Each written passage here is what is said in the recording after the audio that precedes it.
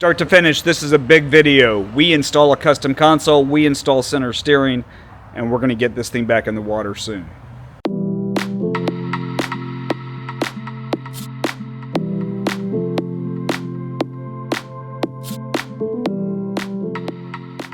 Alright, starting to think about where things will be on the face of the console. So, 5 things. Steering wheel, not this steering wheel, but the steering wheel shaft. Small switch panel with USB charging. The ignition switch, a kill switch, and a radio just mount. So before I sand, I want to cut these holes. So I think I'll start with the radio mount.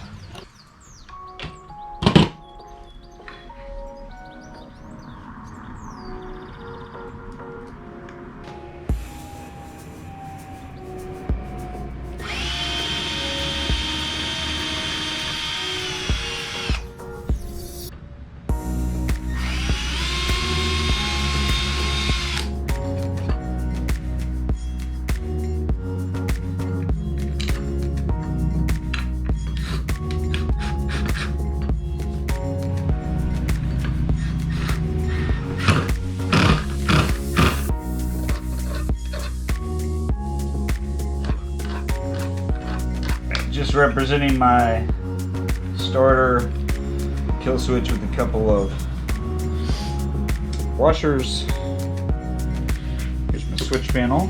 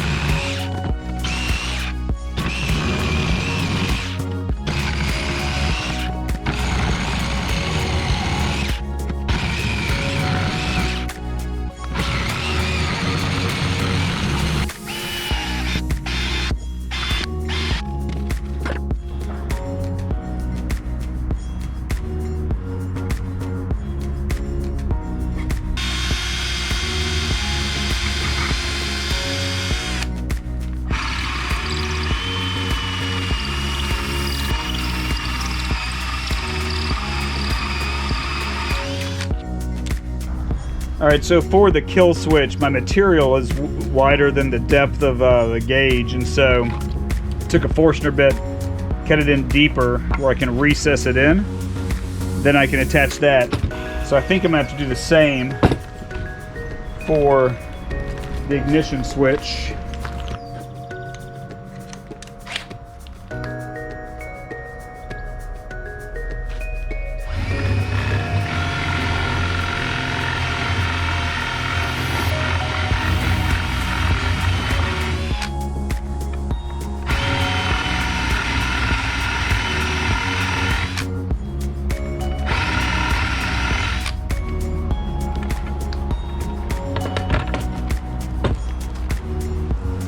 So I found my recess needed to be a little bit bigger, a little bit deeper and wider to get that ignition switch in. So I'm going to cheat a way in to guide my hole saw by using a bigger board.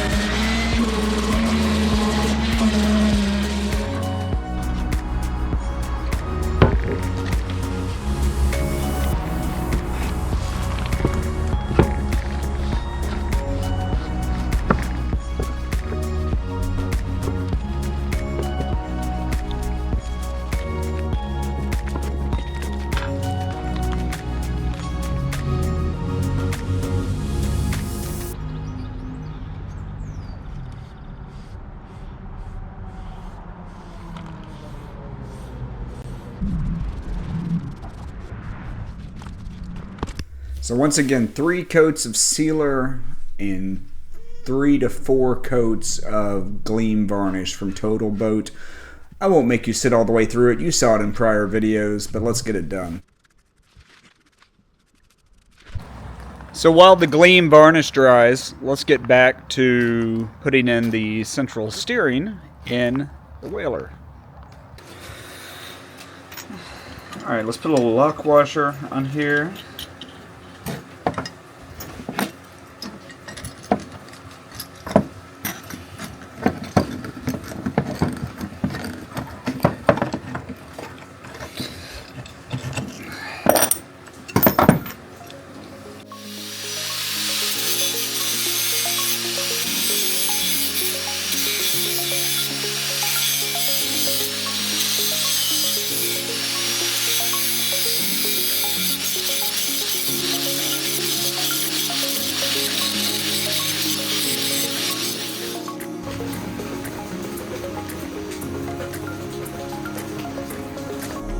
Okay, so far my adapter's working.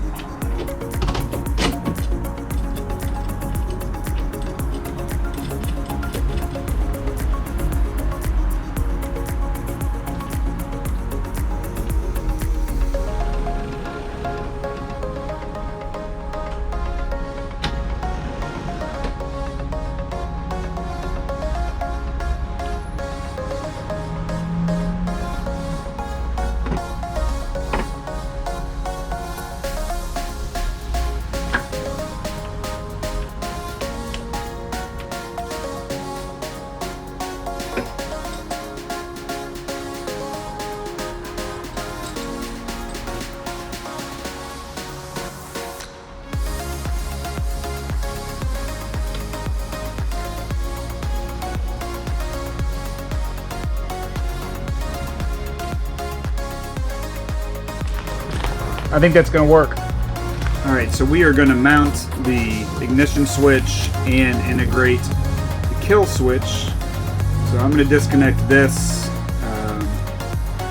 Take a good picture of this to know exactly how it was previously wired. We're going to put the ignition switch in, and then go wire up the magneto to the ignition. And hopefully that works, because I have never done this before.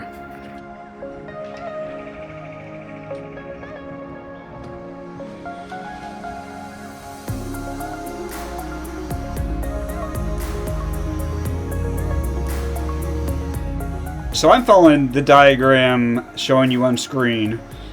for how to wire this. I've never done this before, but again, classic Evinrude Johnson switch. There are 5 terminals on it, and then I've got 2 options on the kill switch, which are to interrupt the ignition or to interrupt the magneto. Everything I'm seeing is to interrupt the magneto. So essentially, this is the magneto. I'm going to interrupt it to here, and then I'll bring the line from the engine on here. Everything else will come onto here. Let's hope it works. Heat shrink terminals on everything. Tinned copper wire.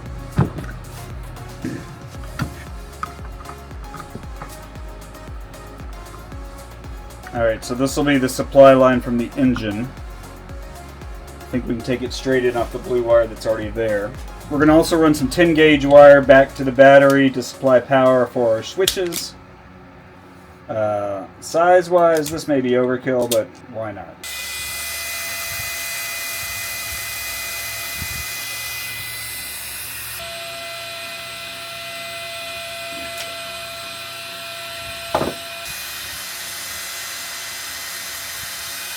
Alright, solid connections.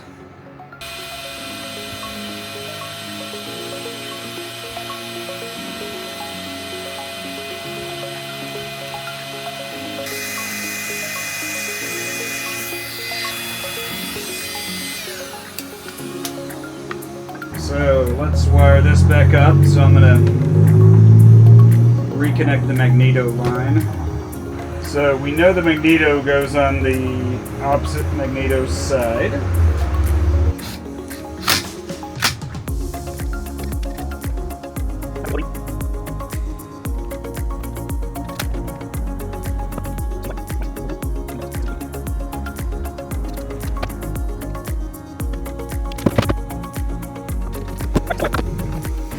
All right, let's wire this supply line, 12-volt supply line into the battery.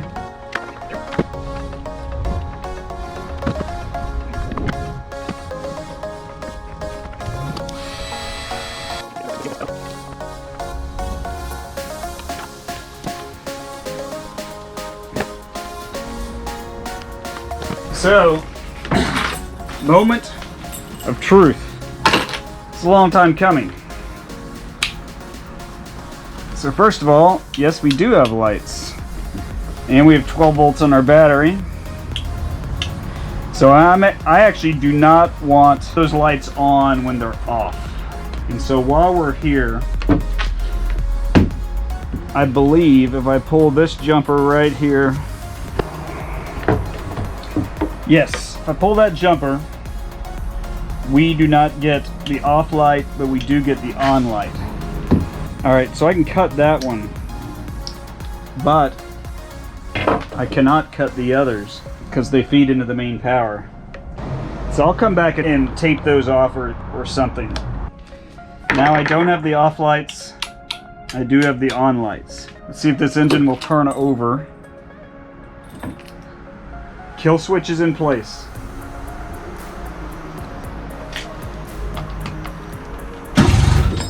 It does.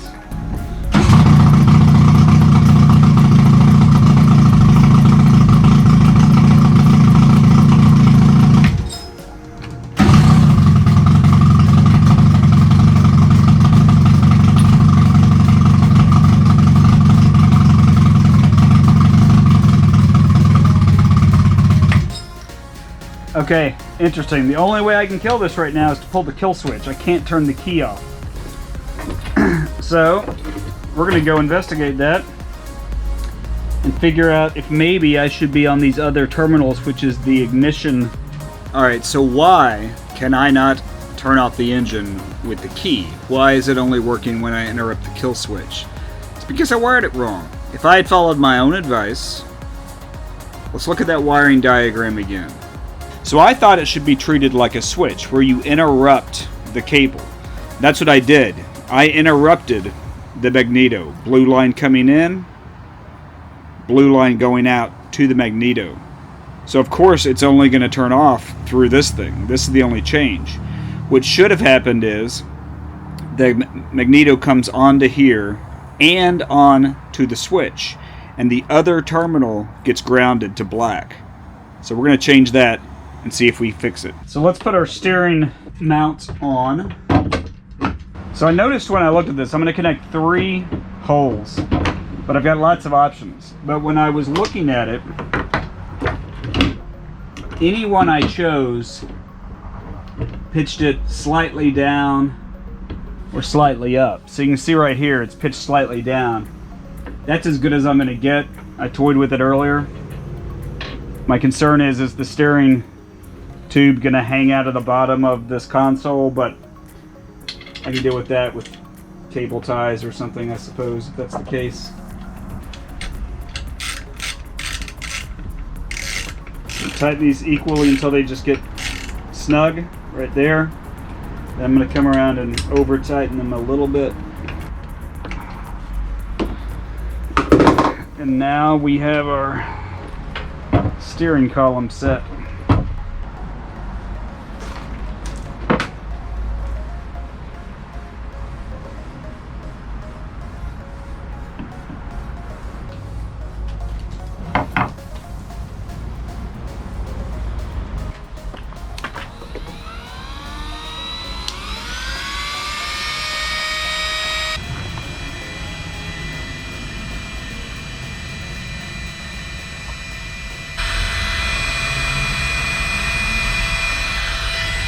I don't have blue, so we're going to use red, but only for a tiny bit.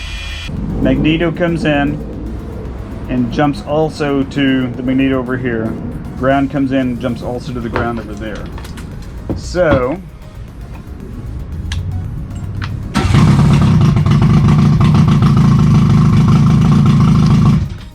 oh, it turns off with the key. And it turns off with the kill switch. We're done.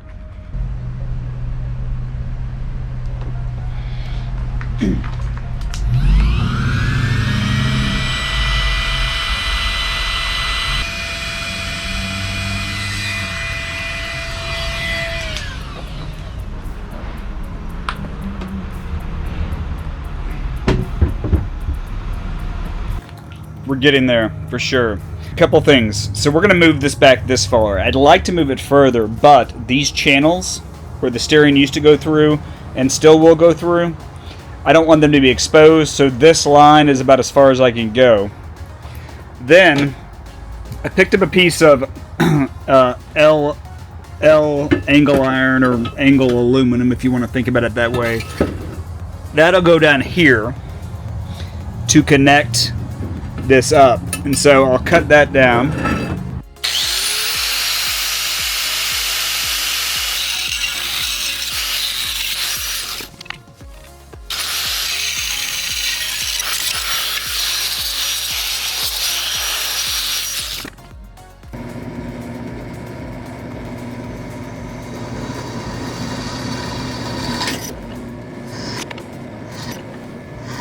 Alright, so I got to put a little angle on this. Remember that I think it was a 20-degree angle, so not a very elegant way to do it, but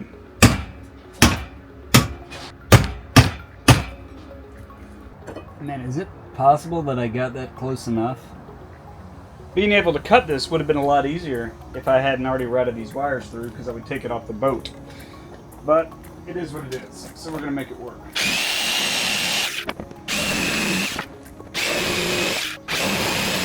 We are going to start assembling.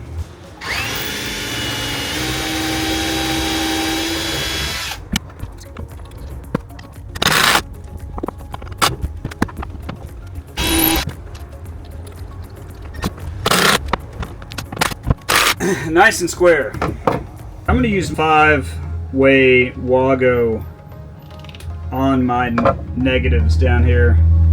I don't have a negative bus bar. I'm really interested in putting one in. These have been reliable for me in the past. There you go. So,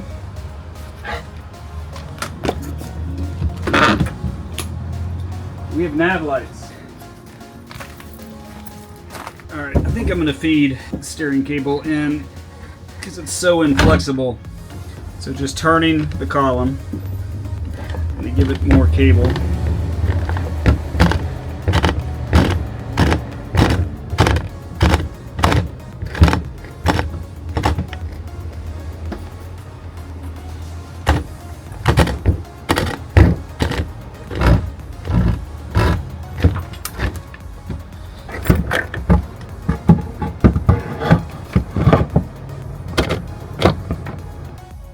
All right, we got it in. We knocked the cameras down, but we got it in. We're gonna put a bolt in here, which is a retaining nut. And then we ought to be able to steer.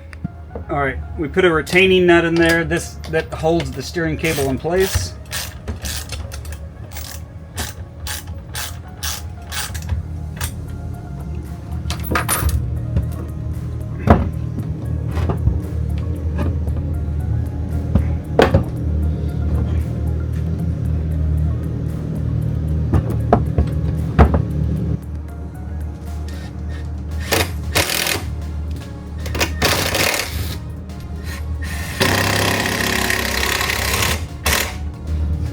So when we steer, again, the tube's not attached, but if the tube was attached, we'd be pushing the motor right now.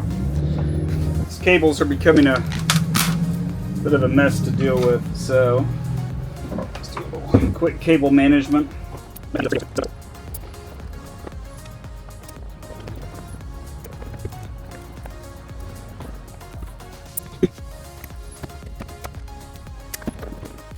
So with my 68 Whaler, I got this steering wheel, which I believe is original because I've seen it on other 68s. And I really want to use it, but I have spent an hour trying to get this steering wheel off this cylinder. And I pulled a cotter pin, which you might be able to see in there, and I just can't get it off. Trying to hammer this shaft out, you can actually see I've damaged the bronze a little bit. There's a cotter pin in this slot right here, and I cannot figure out how it's attached. So we're going to come back to that later. I mean, I did get a wheel with my steering kit. It's not what I want, but we're going to use it for now, and we'll make do with it. Alright. We have a channel which will orient our wheel. So I'm just going to temporarily put this in.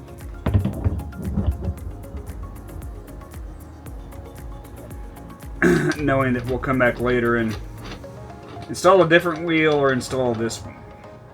So I've been spending a lot of time looking at how to attach this arm. And I think ideally it would be sitting back here. But it's a 10-foot cable. They do make an 8-foot cable. I think 8 would be too short. I can't find a 9-foot cable, and I'm not sure I want to buy another one anyway. And so, you know, if it's going to extend out over to here, I'll leave that there, then I'm probably going to use some kind of arm to connect, you know, from here to here, basically. And so that's what I got to figure out. I've got a short arm, I've got a long arm, this one's adjustable. I've got to figure out where to put this ball location. I've got to figure out, once I install it, if I can actually tilt the engine. Got to figure out if I want to bring back that piece I made to stand off the ball mount to get this off. So, a lot of tinkering with this that I got to figure out. That'll be in the next video. We're going to solve it. I'm going to show you how I solved it. We're going to put the boat in the water. We're going to be done.